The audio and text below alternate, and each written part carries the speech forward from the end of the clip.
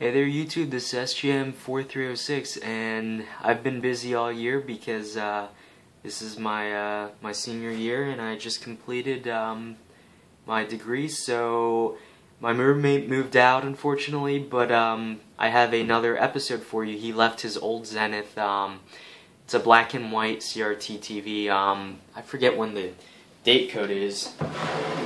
He couldn't take it with him, so he left it with me to do a teardown of, so I thought I'd make a video of this. Let's see. I'm not seeing a date code on here, but it is old as anything. So hopefully I can get this guy open without too much trouble. So let's get right into it. Both devices are really easy to open, just a couple of screws. Hopefully I can do this on camera.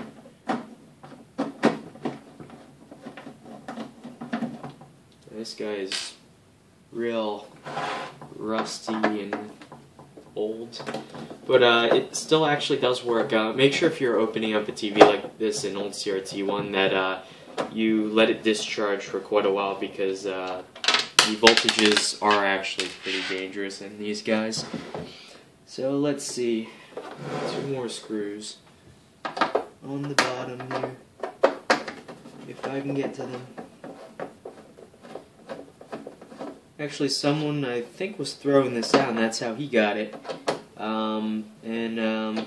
They cut the cord on it. Well, I assume people looking for copper cut the cord on it. So he had to actually electrical tape his own cord there. I have no idea if I'm in frame or not, so if I'm not, I'm sorry. It's just difficult taking apart large stuff like this.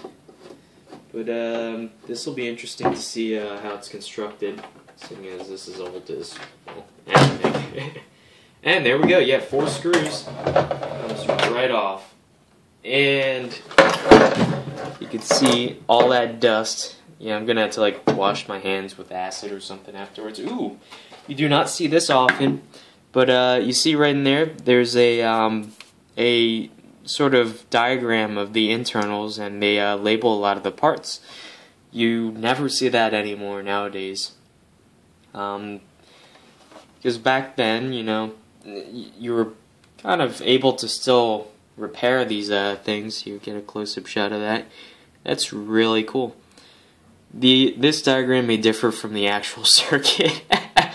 Okay, but at least they put it. Anywho, move that aside. And awesomeness. Okay, so here you'll see the CRT itself. Very fragile is the neck stem right in here, and sometimes they're socketed, sometimes they're soldered. This little board here for the you actually look inside right in here. The electron gun is there. This is black and white TV, so there's only one, and using a high potential to accelerate the electrons down the neck. There are 2 sets of coils right in here and here, which are used for deflecting it vertically or horizontally using a magnetic field. You can also deflect them electrostatically, but this one uses magnetic because of the wires. You can see that. And I believe this is the focusing choke right in here. And finally, so the electrons accelerate towards the screen, and on the front of the screen there's phosphorus. And when they strike the phosphorus at a certain point, it'll glow, and so they can scan the beam left to right and up and down. Well, left to right, then it goes to the next row, and then left to right, and repeats until it scans out the entire image. It's really neat, actually, how these guys work. You can see in here the tuning mechanism. Hopefully that's in shot. It's a little gear thing you can see right in there that turns when I turn the knob, as well as one here. There's 2 knobs, one for the lower frequencies, and the UHF, and then the VHF, which is very high frequency, much higher. So that's how it does the tuning. You'll see that there are pots in there for well, the volume switch on-off as well, contrast and brightness. I would like to have kept this, but I don't have any extra room to take it with me, unfortunately. But this is really cool. See the really old capacitors. Oh, they're actually a decent brand too. Japanese. Is that the symbol for Nippon Chemical? They're a nice brand, but these guys are probably like 30, 40 years old, so they've probably given up the ghost. There's no use saving old capacitors. See lots of inductors, which is really cool. I might desolder those and try to keep them. You can always use inductors.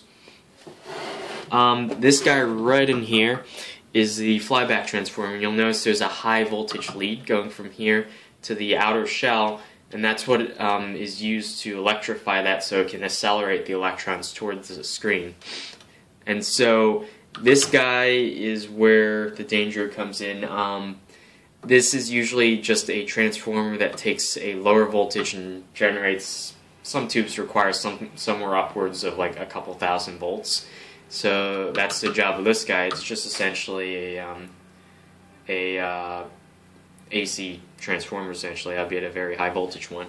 You'll notice here it says danger voltage, and on top of it there appears to be some sort of MOSFET or transistor device attached to here, which is probably used to actually switch the primary side on the flyback. And let's see, anything else interesting? I wonder what's in these guys, actually. It looks like they're self-contained modules. And you just have a coax going to them right in here. Between them. That's rather interesting.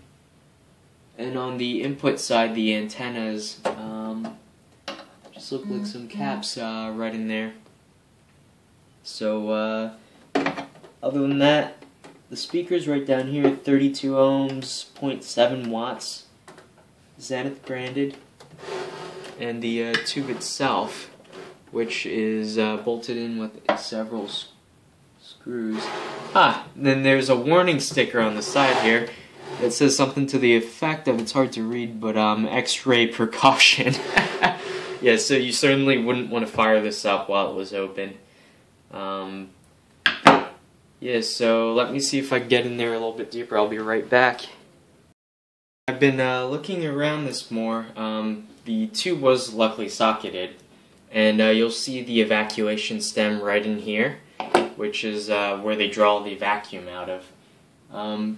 Really delicate work here. It's all dusty and disgusting, but yeah, other than that, it's interesting. They've actually wire wrapped some of the wires on here. So it has that going on. This big yellow lead goes to ground the chassis of the screen. Unfortunately, it doesn't look like I can get any deeper because it has doesn't use screws. It uses I would need a socket, like a little socket wrench or something like that with an extender. And unfortunately, I don't have one on me, so there's little to nothing I can do. I tried using a pair of pliers and whatnot, but I can't get down in there. So unfortunately, I think this is about as far as I can get it apart. So, yeah, basically other than that, there's not too much going on here. There's a little transformer in the front there. A little shielded box with what appears to be some adjustment knobs in there. There's a lot of inductors with the ferrite adjustment through the top, which would be manually tuned at the factory. So other than that, there's not too much I can do in here right now. Hopefully I might be able to ask some of my friends if they have any socket wrenches lying around so I can maybe get a little, at least pull the tuner boxes out. I want to see what the inside of them looks like, but for now this is all I can do, pretty much just looking at some of the components and whatnot. So hopefully I can give an update, but I just wanted to make this a quick one. So until then, hopefully I can tear this down a little bit more, but it's just staying as is for now. So until then, bye. Okay, and I am back. I finally found a little socket that worked. I got more of it apart. I just wanted to give you guys a quick tip for all these really annoying zip ties here. An easy way to get them out is you just take a little pair of needle nose pliers, and it's like a square shape. You go by the corners. That one just broke entirely, but sometimes you'll have to kind of go corner by corner, and this will actually disengage the little locking tab in there, and then you can just pull them out instead of having to cut them and possibly damage the wire. So this is a really easy way of pulling them out, as you can see. So I'm just going through, finally got the tuning little boxes off, the knobs. These are the pots. So I'm just making progress on this. Interestingly enough, they just use little, let me see if I can get these off. No, they're on there pretty good. Little coax cable between the two for the signal. And it's interesting how they mount all the like filtering and capacitors and resistors and whatnot right on the lugs there. Let's see if I can have a go at these guys and open them up for you guys. So I'll be back in a sec. A couple more interesting things that I've found. They actually put all the, let me focus there, all the gray areas for where all the traces is, and everything is labeled. You hardly ever see that nowadays. And I was looking a little closer, found that these are made by Mitsumi in Taiwan.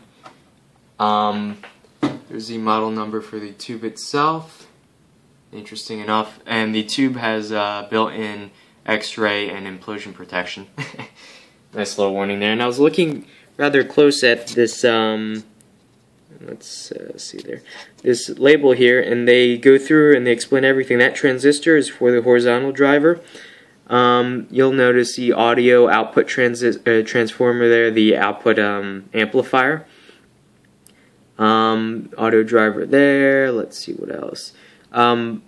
There's automatic gain control in here. The fuses up there. Vertical oscillators, vertical amplifiers, vertical drivers. So you can see the vertical driver kind of snakes in through there. Blanking, circuitry, output, video output. You can tap off right in there. There's a hold, horizontal and vertical holds, vertical size. Inputs, horizontal drivers in here. So here you have your vertical, your horizontal, and then you have your AGC automatic gain control output, and then you have multiple stages of your intermediate mixing frequency IF here, as well as your third LF. Oh no, sorry, IF. This is all for the tuning aspect. Interesting. It says IC sound right in there. AGC gate. So this actually goes through, and it doesn't give you a schematic of it, but I'm sure you could find that if you wanted to. But it's fascinating how it goes through, and this essentially shows you where all the main components are. So it's just a matter of finding out how everything is wired up, and maybe finding a service manual for this if you wanted to do something with this. But you really don't see that nowadays, and it's fascinating. So that's pretty much that. Yeah, so there's not really too much to say beyond that, but it does match with what this board, how it's laid out. So finally got into this. Got all the wires off. Interesting mechanism. Well, first of all, for the coaxes, they actually soldered them on too, so probably not going to get that off. It appears that they have a little bearing in there for the detent, so that it gets a clicky detents in there. They're using some metal gears, interestingly enough, for one of the mechanisms, and there's a little spring in there between the two different discs, so I'm guessing so there's some give in the mechanism, which is really interesting. You can see a tiny little gear that mates with that in there. You can actually unscrew this, which I will, but I want to get into the can first. Interestingly enough, it's a shielded plate, but they have these metal tabs through here poking up, and a spring. So I should be able to remove that spring, and now this guy should be able to pop off with some encouragement. That's actually really clever. I like that a lot better than them just soldering that down. And more shielding. But you can see in there, sorry about that, I'm dying apparently. Now you can see the little appears to be some kind of copper or bronze plates. Multiple sets and little bars that can swing out. So let me grab a knob and put it in here so that I can actually turn the thing. Hopefully this is the right one. Oh, there we go. You can see as I turn it, the plates are moving. You can see even the little the gears are turning as well. It's really neat. Oh, apparently this plate's removable too. Sweet! Yeah, so as I was saying, you could see the plates moving and that changes the capacitance of the tank circuit. So that it can generate, well, this is for the receiver end bit. You can see an inductor in there, what appears to be some sort of diode.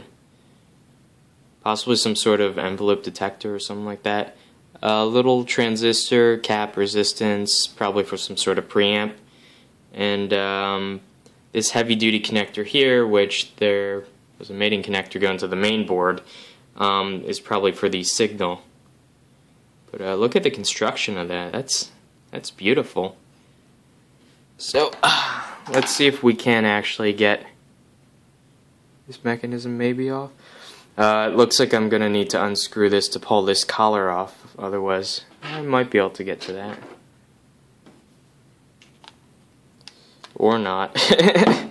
Yeah, anyway, this is basically as apart as I want to get it. Let's try the other one, though. This guy... Let's see... Oh, there are tabs on this one. And they soldered something here, so I can't really remove that. But it looks like this guy should be able to come off.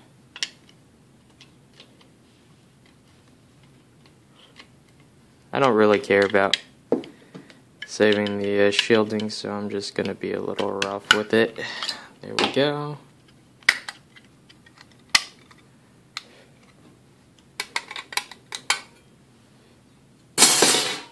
Oh wow. Let's see what's going on here.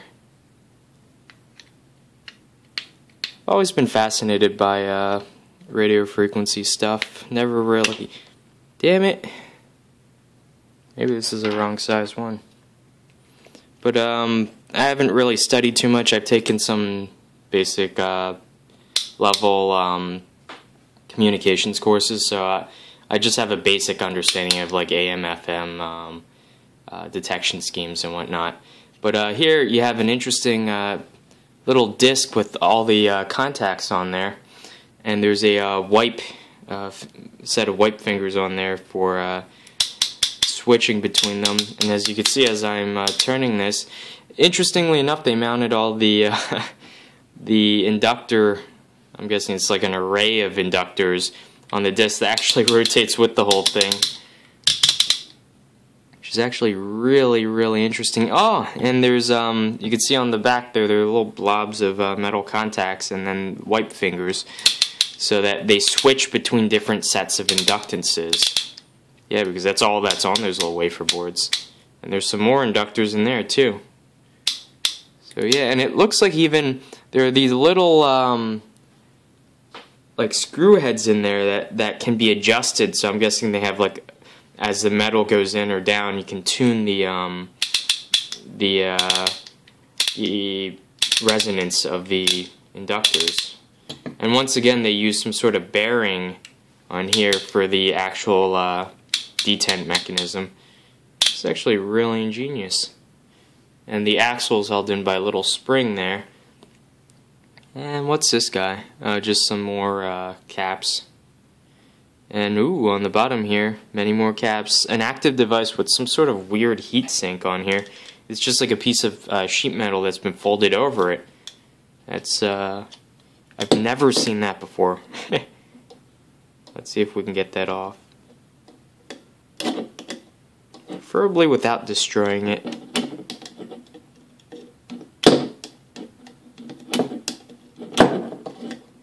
I said preferably without destroying it. No, it's on there pretty good. Actually, I think it's soldered.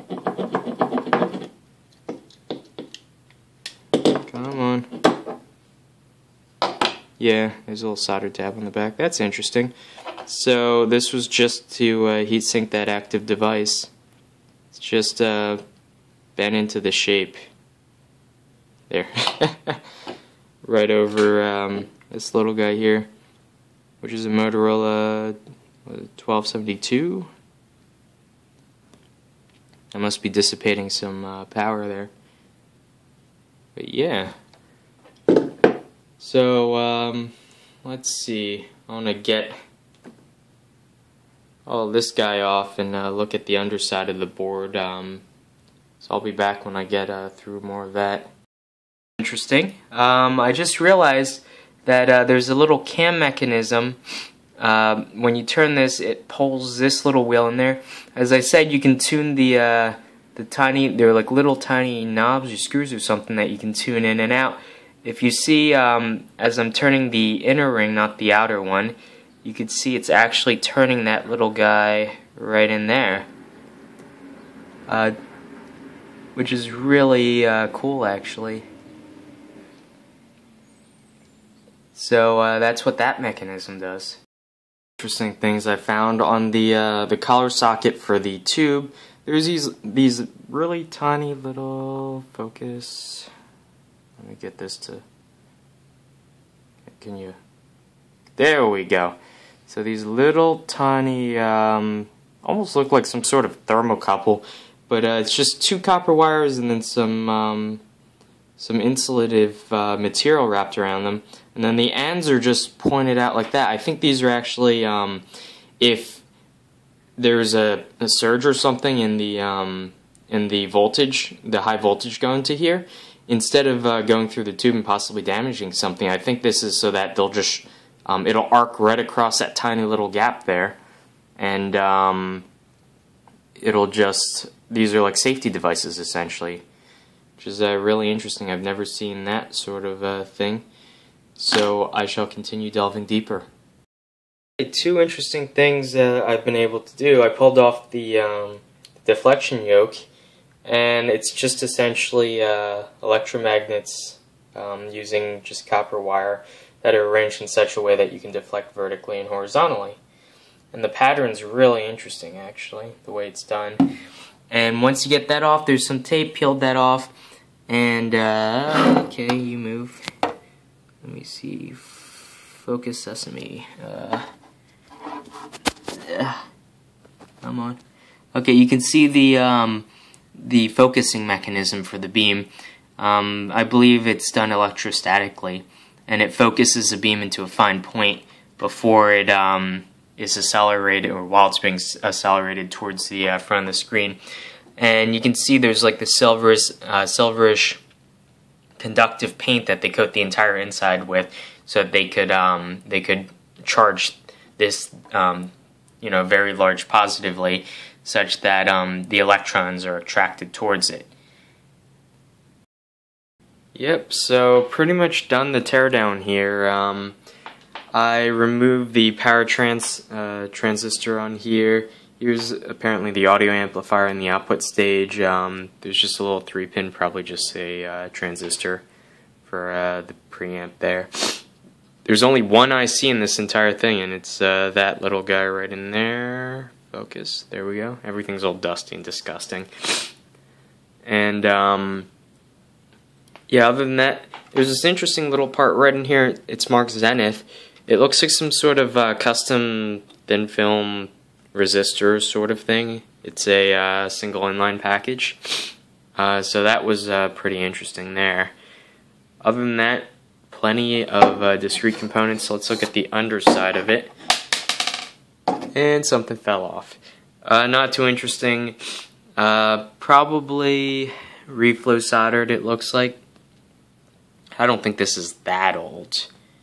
Let's see, 39th week, if I can read this upside down, 39th week of 78. So, older than I am, but certainly not too old. Everything is very nicely labeled. Interesting, these are routed by hand, most likely than not, by the weird, irregular shapes that you can see there. Shielding can on the bottom of that. So yeah, this is pretty much it. There's just a little tiny speaker in there, which I'm going to try to get out now. And here it is, pulled out the speaker. There are just two little tiny clips in there hanging on. Zenith branded 32 ohms, 0.7 watts. And the black and white CRT right in there too. So that pretty much brings this quick teardown to an end. Yeah, it's interesting taking apart old stuff. I gotta wash my hands. They're disgusting right now, and my allergies are annoying me because of all the disgusting dust in here. So I'm gonna need to like clean everything up. So I'll get back to you. Planning on the last day I'm here is Saturday. My roommate's gonna come by. He has a special device for us to do a teardown of, and so I'll see you then. So peace.